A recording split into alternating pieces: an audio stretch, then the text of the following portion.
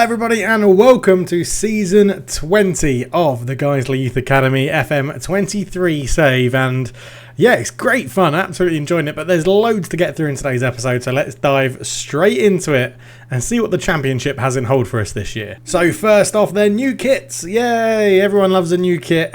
Season 20, it's a big season in the save. 20 years we've been going. So we're going to do a Q&A at the end of this season as well. So any comments on this episode, the next episode, or the episode after will then be covered in a sort of Q&A session. You can ask me about FM, you can ask me about my life, you can ask about a get to know you episode thing. Why not? Let's go and do one of them, and we'll answer some questions about Football Manager and stuff like that as well. But the kits look lovely. I love making the kits. It's all good fun of it, and it's always good fun. But yes, into season 20 and what has happened. Well, if we go and start with the transfers, nowhere near as busy as last year. We've got lots of loans potentially happening because we've set up the development list, which is it makes life so much easier. We'll talk about the development list later. But transfer history then, we have two outs. Amory Classy, our 23-year-old, has joined Doncaster, a division below, but they've signed him and then put him out for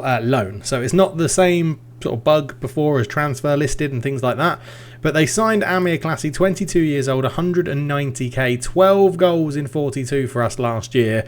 But he had reached, according to our assistant manager, he had reached his potential ability, and with the players we've got coming through, thought, that's not too bad a deal to cash in and make it work. 6'5", 22 years old. He was fairly professional. He had served us pretty well, but yeah, had got to that. I think we'd outgrown him in the Championship. I do think League One is probably more of his standard. That 6.89 season there was his standout season, and he'll probably look to repeat that with Doncaster. So they've bought him for 190k and then immediately put him on the transfer, or the loan list I should say, sorry. So yeah, Amir Classy has gone. The other one was another sort of bright young spark that didn't really amount to very much. Max Whittam has joined Salford, 24 years old, very versatile across the back four, and to be fair to him, he did okay when he played for us. Was never a sort of starting right back, although you could argue maybe this year he was, where he got a 6.62. But again, I think sort of like the Championship had outgrown him. I think the squad we have and the level of football we're now playing, he didn't really fit it. Like you can see, League One was where he got his 6.7s, where he played a bit better, and he's dropped back down to that standard to go and play for Salford, who have already played him twice. So should get a decent amount of football there. They may have picked themselves up a bargain. 165k, 375k is his maximum transfer value. So they may get a bit of sell on. Who really knows? But another one that's out the door, Max Whittam, was a good squad player, but yeah, he has gone. Then other than that, it's just a lot of loans, again, as per usual, going out. No other sales, so we've bought in 350k. Nowhere near the, 1 million and 1.2 million we bought in the season before. But it's not too bad. Loan players going out are lovely. Right, and now we go into our development list. So we've got enough money in the bank to make us pretty much stay in the black throughout the whole season. We've got enough wage budget that we don't have to worry about that. So what we're doing is we're getting Guy Branston, our director of football, who has pretty good negotiating and pretty good judging of player ability and stuff, and he's very determined, which helps with transfers. He is trying to get loan moves for all of our under 21 players, but what we've set up is to say that no one has to pay anything, but they have to go as an important first team player. So that means they're going to go out on loan and they're going to get game time. So all these ones that are retrying, he'll keep going throughout the season and try and get them loan moves as important first team players, which will be pretty good for their development and pretty helpful for us. It means we don't have to really worry about who's going to be playing when. Balanzine is one of the Patreons who we're looking to get a bit more first team football, because he is playing in a position where we've got a fair amount of options and we want to utilise him as a centre-back. So he's the only Patreon that's on there at the moment. Louis Cromack is a goalkeeper who is getting some first team football in the League Cup, but if he does go out on loan to get more first team football in adult football, that's better for his development, so we don't mind that. So we're using the development loan in that sense to make it work, which is awesome. And we've started the season, well, unbeaten, actually, pretty well, yeah. We beat Mansfield 2-0 on the first day of the season. Luton Town, we beat them in the EFL Cup first round. We drew with Bolton. After getting a man sent off on 15 minutes, we still managed to get a draw, and it was only a penalty that got them back in the game. We had a bonkers 4-4 game against Burnley. This was just absolutely insane. It was a bit tit for tat. We went 1-0 up, then it was they went 1-0 up, then it was 1-1, then we went 2-1 up, then it was 2-2. Then we went 3-1 up, then we went 3-2 up, then we went 4-2 up in the 91st minute, and I was like, great, job done. But in the 94th and 97th minute, Burnley scored 2 goals, which was really irritating because the 97th one was also a penalty. So very annoying that. And we've just drawn 0-0 with Portsmouth, but beaten them on penalties in the EFL Cup second round to set up a away tie in the EFL Cup against West Ham. Once again, we seem to be playing West Ham every year in the EFL Cup. I feel like we've played them, a lot of times. But today, we're going to be taking on Blackburn, who are first in the league. We're at home, so I thought, why not give this game a go? The stadium, if we look at the finances, I keep asking the board to invest in stuff. They keep saying no. But if we have a quick look at the stadium, well, where am I going? That's not the right thing. Club info. And then go to facilities, which are there. So the stadium's in good condition, but yet we are going to be moving. We're due to move in to the 12,911 capacity Guiseley Stadium on the 28th of the 6th, so at the end of this season. We have above average youth recruitment, exceptional academy coaching, average youth facilities and adequate training facilities as well, with basic corporate facilities. So we keep going to the board and we keep asking them to upgrade loads of stuff, but they always say no. So if we go board profile, you'll see here I've asked for youth recruitment, youth level, senior affiliate, youth recruitment training facilities, and it's no, no, no, no, no. So I'm hoping we get a new chairperson who actually is a little bit more friendly to our things. What can we don't want to do any of them. I can ask for another senior affiliate. They'll say no. They are building a new stadium, and no point in doing any of that. So let's try again, networking. Let's try improve youth recruitment. Why not? And let's go for senior affiliate, and we'll say, look, we should garner some extra income. It won't make much of a difference. I can't stress how important this is to be. After all I've done for the club, you must be aware the fans are behind me. The lack of ambition you're showing is not good enough. If we might get left behind by our rivals. I can't pretend I'm not disappointed. There you go. Job done. We've asked everything we could. They'll do exactly the same with the youth recruitment. That won't come through in time either, but what can you do? Not much to do. Now, one other big change, because we've got a little bit of extra cash knocking around. What we're doing, because I've heard rumours on the grapevine that your world knowledge allows you to pull players into your youth academy program from varying parts around the world. Now, I don't know if that's true. I haven't seen any tests on it to understand if it is true or not. But what we've gone and done is hire some scouts and send them all around the world. So if we go and look at scouting assignments, then go world knowledge, our world knowledge is getting there. For a small team like Guiseley, who when we think we're in the championship now, we're not that small. UK and Ireland, outstanding. Northern Europe, extensive, which I do think is why we might be getting a few more. Well, in fact, if you look at Central Europe as well, it's probably why we're getting quite a lot of like Icelandic, UK, Irish, Polish players sort of that ilk. And I think it does help. We already had Central America as average, which I think was like your Guyana and things like that, which was coming in, which was very nice. We've got all of this knowledge is now getting bigger and better because we've hired a few scouts, ones that bring knowledge with them and ones that allow us to just see what's happening. So that's by regions. If we go by nation, you can see here how it's split up into nations as well. So we've brought more scouts in, just sent them around the world, not to find players obviously, but to understand that knowledge and remit. You can see Russia's pretty missing at the moment, big bit of Russia. Africa's got a lot missing, got a lot of Canada up here, Mexico I want to say that is down here, so yeah, and then bits of South America as well. But hopefully we get this as much as we can covered, and then we'll see if it does change youth academy intakes as far as it goes, but I'm not too sure. The other thing we said that we had in the comment section a lot, or a fair amount, was your head of youth development, Dave, upgrade him because you need someone with better reputation. Now, the thing we've got is he's got one of the best personalities in the game as a perfectionist, only outdone by Model Citizen. There is no Model Citizens that are interested in moving to us at the moment as head of youth development, and there is no one better than 2-star. So we're going to stick with Jensen Weir. He's done us well for the last 2 intakes, so he will be staying at the moment. So that's pretty cool. Into the squad, I know we're sort of rapid firing through things at the moment, but I do want to get a game in against Blackburn as well. So into the squad, call-ups from the sort of younger players. Crimson Mori, you are in. You are going to be a superstar for us. We have agreed a contract with you already as a professional contract, which already includes a minimum fee release clause of £20 million. So if we get £20 million for you, I'll be delighted. Then we've got, who else has been called up? We have called up Stuart Richards is going to get more first team football in the centre of midfield, or in that holding midfield role back there, which is really cool. Justin Donker is sort of our new Max Whittam. He's going to be our sort of versatile defender to give us a lot of options everywhere we need it. Not the best as a centre back, but he has the height, he has good jumping reach, and he has good physical attributes, which should get him out of trouble when he's in the game as well. Lots more game time for the likes of Joshua Rose this year. Going to see if we can get his progression up. Desedo Marquez is basically our backup striker behind Jevgen Villions, so we'll see how he gets on. And who else? We've got Connor, Supreme Davison, and Ryan O'Connor is another one, another right winger vying for a bit of first team football, along with Kai Harding, who's got a red card, so there he is, suspended.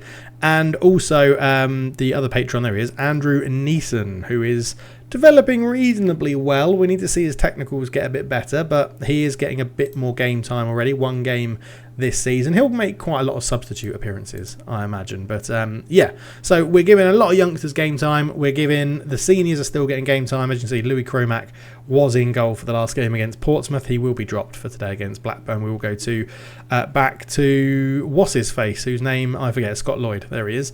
But yeah, that's about it. So tactics wise, it's still the 4-2-3-1. We've got a home tactic and we've got an away tactic, which just tweaks the attacking midfield role and then some of the instructions down the side, a little bit less aggressive away from home. But yeah, we'll see how it goes. I'm not too sure if there's anything else I need to tell you about. I've flown through that, absolutely rapid. Finances are looking better. Under 21s, under 18s are all looking better. Crimson Mori, you have scored for us, by the way. You scored in the League Cup and you became the youngest ever goal scorer, record young goal scorer in the League Cup, which is pretty awesome.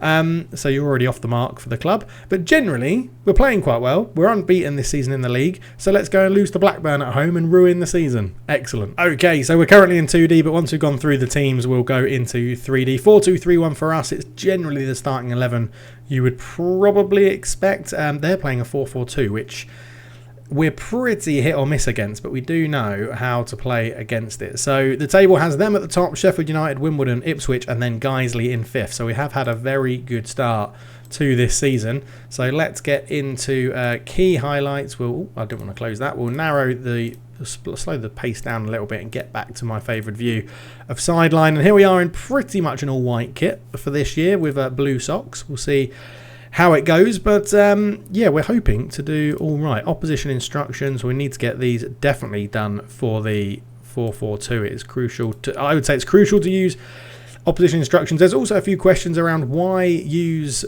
stop crosses rather than allow crosses if our defenders are so good in the air. The reason I want to stop the cross is because what I want that to do is to get our fullbacks to pressure their wingers. Oh, that's a terrible pass from Magnussen. Oh no, and Faulkner's missed his header, and Lombard, Supreme Dave off the line. It's still there though. Blackburn still with the pressure. Faulkner clear it. I want our fullbacks to go and pressure their wingers to try and stop the cross. It doesn't mean they're always going to stop it. But if they put them under pressure, the cross is normally a little bit crapper, for want of a better word. But yeah, we need to, and then I'm still going, and the other thing is, if we don't attempt to stop the cross, they can just run round the back, and then our defenders aren't quick enough to turn and face their goal. So yeah, that in my head it works, but we'll see how it goes. So here is Ngoma. Rivero crosses in Kaminsky. It's a pretty poor header. Reed with a shot. It's into the bottom corner.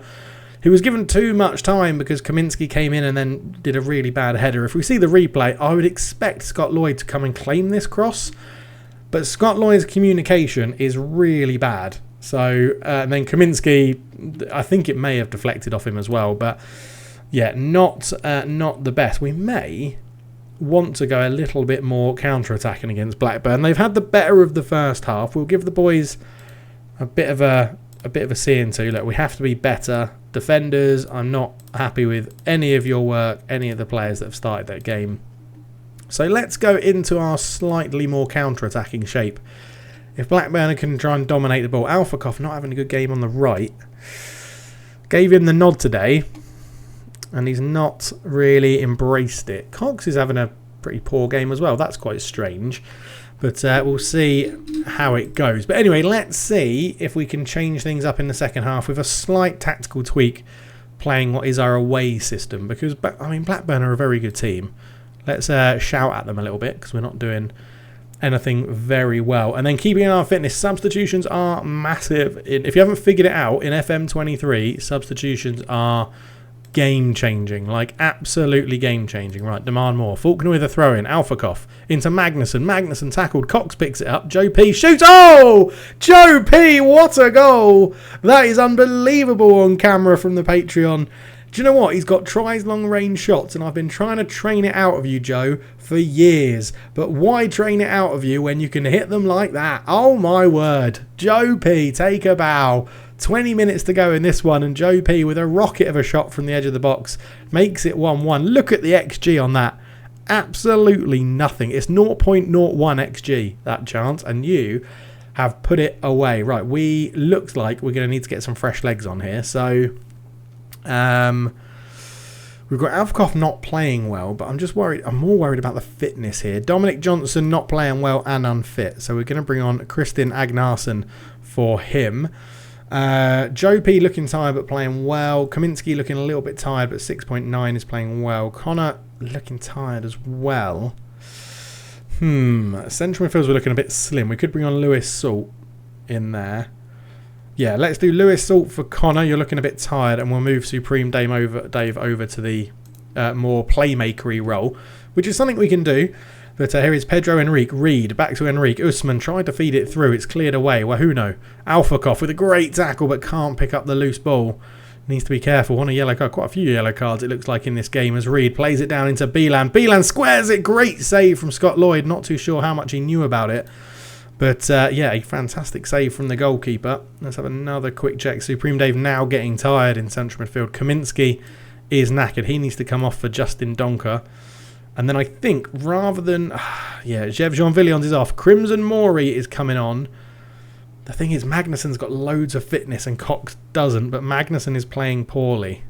And we've got a ready-made replacement for Magnuson in Shane Stitt. So all 5 subs are done. I'm a little bit worried about Supreme Dave in the middle with a lack of fitness, but we'll see how it goes. And it's, well, Kaminski's gone off, who's a very tall player and does help us out defensively from these set pieces. So let's see what Blackburn can do. Not long to go in this one, and Goma with the corner. Nothing. We've got a corner. Wonderful. Cox, come on, let's get a header on this. Let's get Christian Agnarsson. Up he goes and heads it. No, in towards Stitt. Oh, it's headed away. Another corner. We had runners coming from deep. You can see Blackburn going for this sort of zonal marking here, as Cox is lining this one up. In goes Agnarsson. Was trying to get there. Webb just catches it out of the sky. But 10 minutes to go. I'm going to give him some encouragement. We're playing much better in this second half. Donker into Alphakoff. Donker cross in. Oh, I thought it was just going to get past Webb because Stitt is very tall on that far post. Agnarsson with a header. Salt. Supreme Dave. He's tired and he didn't have the power in his legs to get that one through. Joe P. Great cover. And Lloyd gets it away. Stitt wins the header but can't find Alphakoff. Reed. Great tackle. Donker. Donker's robbed. Rivero into Wahuna. Usman, Salt intercepts out to Alphakoff. We've got men over. Cox square it. He squares it. And there's Crimson Mori. Come on. Second goal of the season. That hurt my back. I really shouldn't have celebrated that much. But that is the fresh legs. Look at that. The fresh legs. Alphakoff into Cox. He stayed on. And Crimson Mori is there just to tap home his easiest goal as a Guiseley player, because he's only scored 2 this season, and that was a lot easier than his last one. Lloyd goes long, header. Stitt picks it up. Shane Stitt is there. Ball through into Cox again. He's just been forced wide. Cuts it back. Faulkner. Cross isn't good. Donker keeps it live. Alphakoff over the bar. And with just under 5 minutes to go, probably should rein this in a little bit, but we're into extra time, or injury time. We'll give them the last bit of praise for 30 seconds, and we've beaten top of the league Blackburn. Come on. Crimson Mori, look at this. Look at when we brought our fresh legs on. Absolutely changed the game. Yes, come on, what a win. What a win. And live on camera as well. Everyone thought we'd lose, but you've proven them wrong. Be proud. That was a great win for Guiseley. And is this the season we do mount something in the playoffs? That takes us up to second. I'm sitting behind Sheffield United, 2 points behind them, they've drawn 1-1-3. Yeah, drawn 1-1-3. Blackburn dropped to 6th. But Graham Cox, who we left him on, we said he had the fitness. Yeah, lovely. Come on. Boom. What a win. What a win. And absolutely love that. We shine. More shots, more XG, bit less possession, but we don't mind about that. Greg Ollie can shut up. And Graham Cox with 2 assists. Superb in the last match. And we're keen to continue moving up, as John Beale, our ever-present assistant, says. Right, we've got 14 days till our next game, but that was bloody brilliant. So thank you so much for watching. Remember to get your questions in down below. I am going on holiday on Wednesday, so I'm hoping to have a few videos recorded while I'm away. No, obviously I'm not going to be recording whilst I'm away. I'm not going to lug my PC and monitors over to where I'm going. But yeah, thank you so much for watching. I will catch you in the next one. But for now, I'm out. Cheers.